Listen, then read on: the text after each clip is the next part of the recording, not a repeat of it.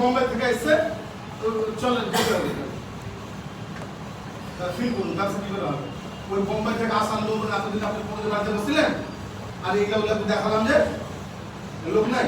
সারা বাসে সিট পাওয়া যায় না, ট্রেনে টিকিট নেই, ওয়েটিং লিস্ট 500 ওয়েটিং লিস্ট, বাসে জায়গা নেই, দোকানে ভিড়ে বাজার করতে পারছি না, সবজি বাজারে আলু কিনতে যাচ্ছি আমি, একজন আরো পিছনে 4 জন আলু কিনে দাঁড়িয়ে আছে, আর আপনি বলছেন লোক নাই।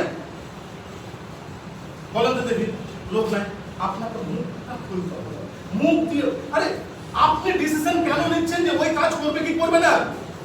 আপনি ডিসিশন নেওয়ার কে? আমার কাজ হচ্ছে কি বলা, রাইট? আমার কাজ কি বলা, করবে কিনা সেটা কার, ওর দায়িত্ব না, করবে কিনা সেটা ও বুঝবে। আমি ওর দায়িত্ব ভার কেনে নিয়ে বসে আছি, আমি এটা বলবো এটা করবে না, এ তো মাস্টার, হ্যাঁ এর কাছে তো বড় লোক যাওয়া যাবে না। কি করে ভাবলেন বড় লোকটা কাজটা করবে না?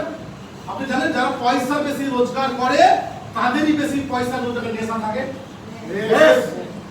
যারা বেশি শিক্ষিত তাদেরই বই পড়ার বেশি নেশা থাকে। যারা বেশি ভালো পয়সা রোজগার করে তারা আরো পয়সা রোজগার করতে বেশি ভালোবাসে। তো আপনি কেন ভুলটা বুঝলেন?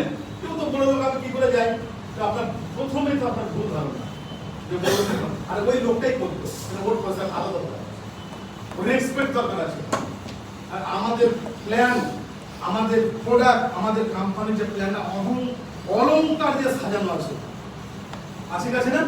অলংকার দিয়ে সাজানো আছে।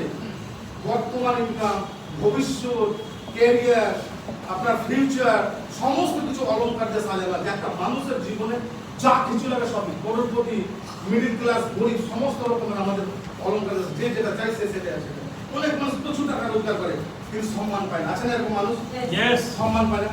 ওর বিজনেসটা আসলে সম্মানটা নেওয়ার জন্য, এরকম মানুষ আছে সম্মানটা নেওয়ার জন্য, টাকা অনেক আছে কিন্তু সম্মান পায় না। বেটা ওকে যদি ওটাই যদি বুঝান, মোটিভেশন করেন যে বিজনেসটা আপনি কি করছেন, আপনাকে সারা ডিস্ট্রিক্টের লোক চেনেন, আপনাকে একটা ব্লকের লোক চেনেন, ডিস্ট্রিক্ট কিন্তু আমার কাজকে, আপনার কাছে আমি বয়সে ছোট, 30 বছর বয়স, আপনার কাছে প্রচুর টাকা, আমার কাছে প্রচুর টাকা নেই, আমার কাছে কিচ্ছু নেই, আমাকে সারা ইন্ডিয়ার মানুষ চেনে, আপনাকে ভালো মানুষ চেনে।